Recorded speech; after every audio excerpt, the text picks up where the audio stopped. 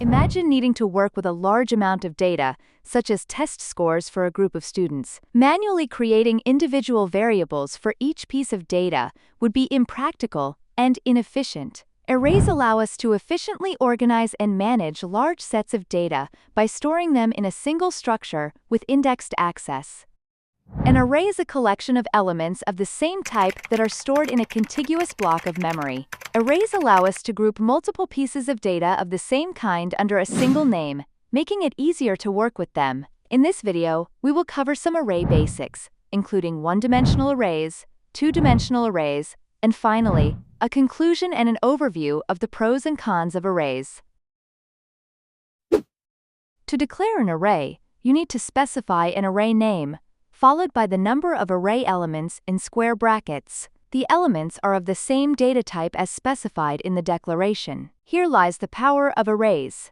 An array can be a collection of elements of various data types, such as integers, floats, and even structures or classes.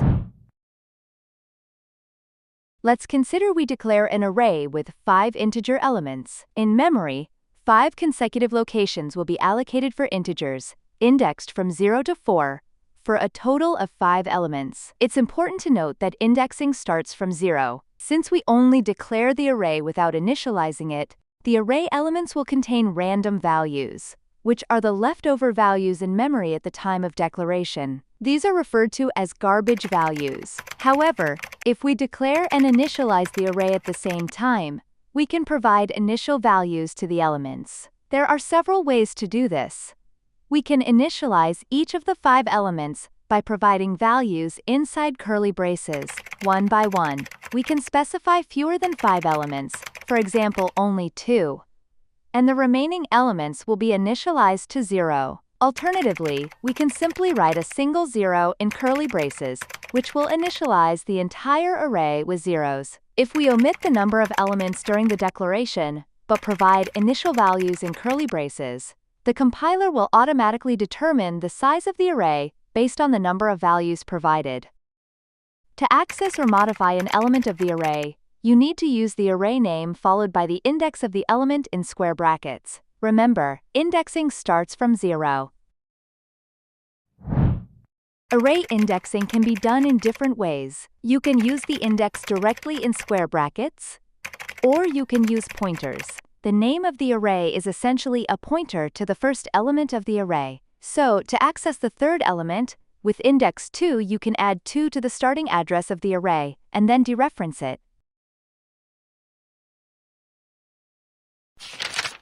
Let's see now how the creation of an array utilizes memory. The main memory consists of the stack and heap memory. The main function creates activation records in the stack, so all local variables, including arrays declared in the main function, will be created in the stack within the activation record for main. As we saw earlier, when we only declare an array, it will use stack memory within the main activation record. And since there is no initialization, it will contain garbage values. If we want to create an array in heap memory, we first declare a pointer to an integer. Since it is not initialized, this pointer will also contain a garbage value. Next, we allocate heap memory using the new keyword and create an array of 3 integer elements, assigning it to the pointer. As a result, we can access the array created in the heap via the pointer a. Accessing the array works the same way as before. We reference the array name, in this case the pointer, and use square brackets to specify the index of the element. Note that this example applies to C++, while in C, we would use the malloc function for dynamic memory allocation instead of the new keyword. Now let's dive into two-dimensional arrays. But before that, if you like this video, don't forget to click the like button, subscribe, and hit the notification bell. To declare a two-dimensional array, in addition to specifying the data type and name, you need to define the number of rows and columns. As with one-dimensional arrays, if you only declare the array, it will contain garbage values. Initialization of a two-dimensional array is done by specifying several one-dimensional arrays, each enclosed in curly braces and separated by commas. You can directly access an element of the array by specifying the name of the array and the specific row and column of the element. Now, let's look at memory utilization. Everything declared inside the main function will be part of the stack memory within the main activation record. If you declare a two-dimensional array, it will be stored in the stack, just like before.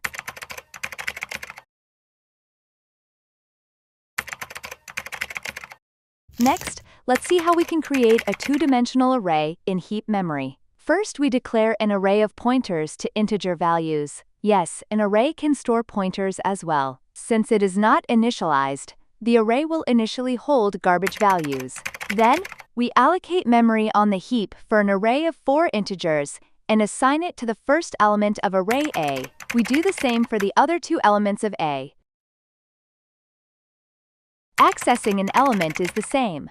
You specify the name of the array and the row and column numbers. In this way, we have an array of pointers in the stack, with each pointer referencing a one-dimensional array allocated on the heap. Together, these form a two-dimensional array.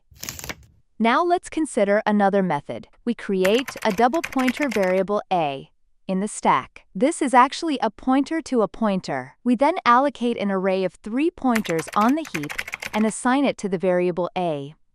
Now A is a double pointer that points to an array of pointers. For each element of this array of pointers, we allocate a one-dimensional array of 4 elements in the heap. Accessing an element through the double pointer A works the same as in previous examples. This method allows us to store only the variable A in the stack, while the rest of the data resides in heap memory.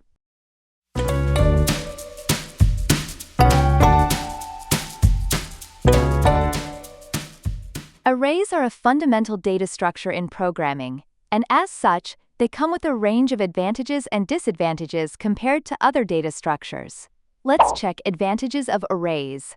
Elements of an array can be accessed directly using an index, which allows for fast access to any element in the array. Arrays occupy contiguous memory space, meaning memory allocation is efficient, and all locations are adjacent, which reduces memory fragmentation. Arrays are simple to implement and are often supported at a low level, making them faster than more complex data structures. If an array is used as a sorted array, it allows for quick searching using algorithms such as binary search.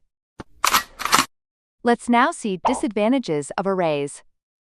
In static arrays, the size of the array must be defined in advance. Once the array is created, its size cannot be changed, which can lead to inefficiency in memory usage. Adding or removing elements in an array can be inefficient. Inserting an element in the middle of the array requires shifting all elements after the insertion point, which is time-consuming. Similarly, deleting elements requires shifting elements to fill the gap. Arrays do not have built-in methods for expanding or shrinking their size. If an array is unsorted, searching for an element requires a linear search, which can be slow for large arrays. Thanks for watching. Stay tuned as we dive deeper into these languages and explore their many powerful features in upcoming videos. See you in the next one.